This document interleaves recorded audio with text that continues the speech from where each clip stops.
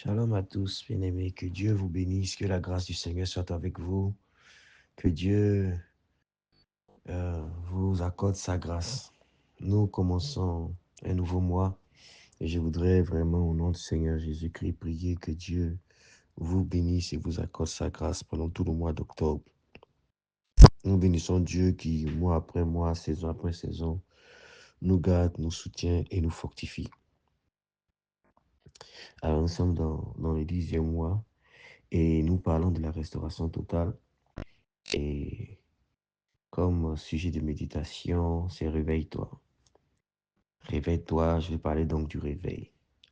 Et le texte de notre méditation ce matin est tiré de Néhémie chapitre 1, versets 3 et 4 qui dit ils me répondirent, c'est Néhémie donc qui parle, ceux qui sont restés de la captivité sont là dans la province, au comble du malheur et de l'opprobre. Les murailles de Jérusalem sont en ruine et ses portes sont consumées par le feu. Lorsque j'entendis ces paroles, je m'assis, je pleurais et je fus plusieurs jours dans la désolation. Je jeûnais et je priais devant le Dieu des cieux.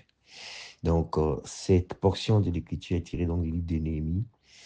Et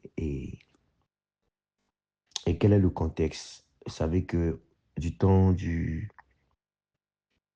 prophète Jérémie, n'est-ce pas, le Seigneur avait parlé par la bouche de son serviteur, parce que le peuple s'était détourné de l'Éternel, tombé dans l'idolâtrie, dans la sorcellerie, dans toutes ces choses qui provoquent la colère de notre Dieu.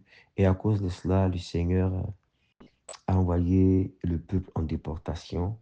Nous voyons cela aussi dans le livre de Daniel. C'est comme ça que Daniel et ses 3 amis vont se retrouver à Babylone, sous le règne de Nebuchadnezzar, en déportation. Et après lui, il y aura plusieurs rois qui vont se succéder jusqu'à ce qu'on arrive au temps de Néhémie où c'était des rois perses, n'est-ce pas, Médo-Perses qui régnaient.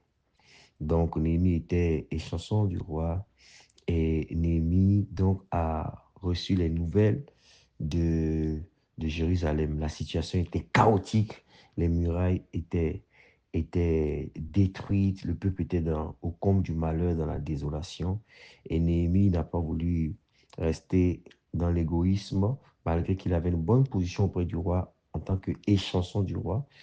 Néhémie va prier, va jeûner, et plus tard, il va obtenir la permission du roi de retourner à Jérusalem. Et c'est lui donc qui il va porter un grand mouvement de réveil spirituel pour rebâtir les murailles de Jérusalem. Je voudrais vraiment que le Seigneur puisse nous aider à comprendre que nous devons nous réveiller spirituellement.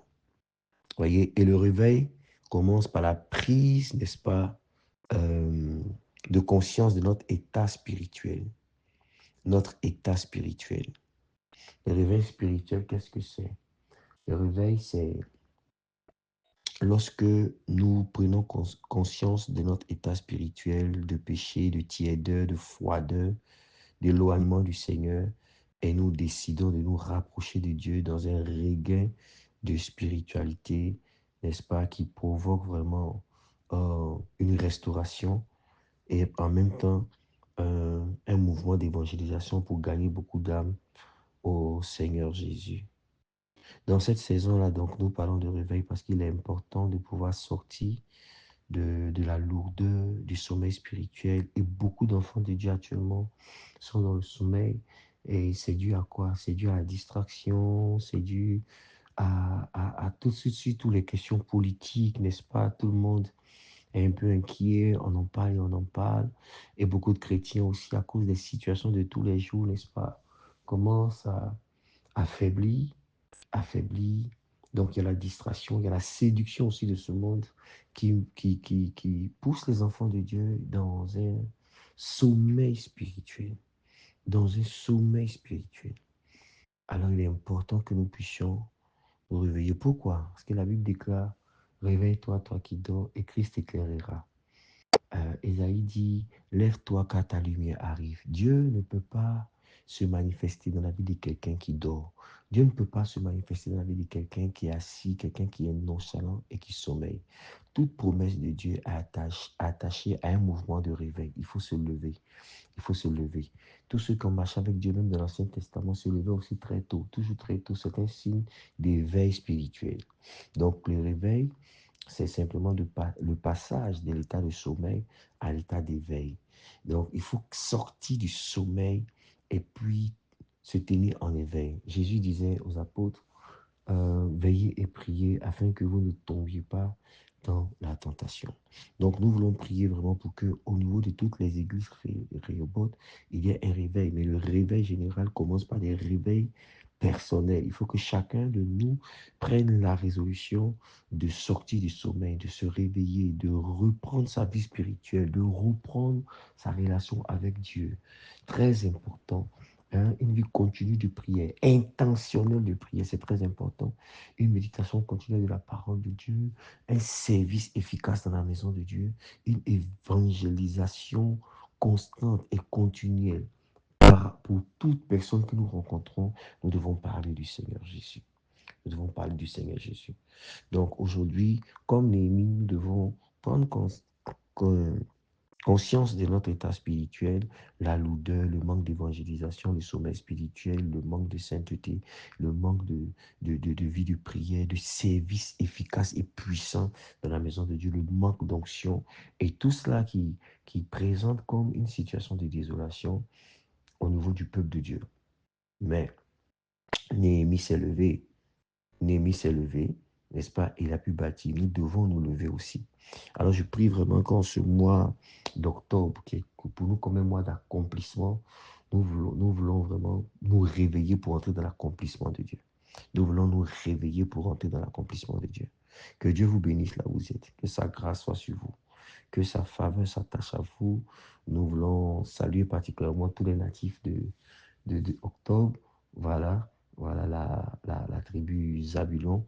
Et priez que Dieu vous bénisse, que toutes les bénédictions attachées à Zabulon se manifestent aussi pour toute la communauté. Que le Seigneur vous accorde sa grâce, qu'il vous bénisse. Que tous les mois, les jours de ce mois soient des jours de bénédiction, d'intimité et de puissance dans l'Esprit de Dieu, dans le nom de Jésus-Christ.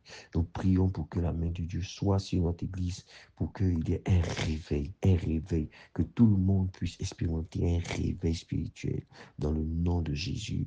Et enfin, nous prions pour notre nation, qu'en ce mois, le Seigneur étende sa main, que les esprits de guerre, de troubles soient chassés, vaincus, que la nation soit en paix, que l'Église soit en paix, au nom de Jésus-Christ de Nazareth. Que Dieu vous bénisse. Excellent mois d'octobre à chacun. Que la main de Dieu soit sur vous dans le nom de Jésus-Christ. Et nous nous retrouvons pour ceux de Côte d'Ivoire pour Ephata, notre temps de prière, de percée au nom de Jésus-Christ. Shalom, que Dieu vous bénisse.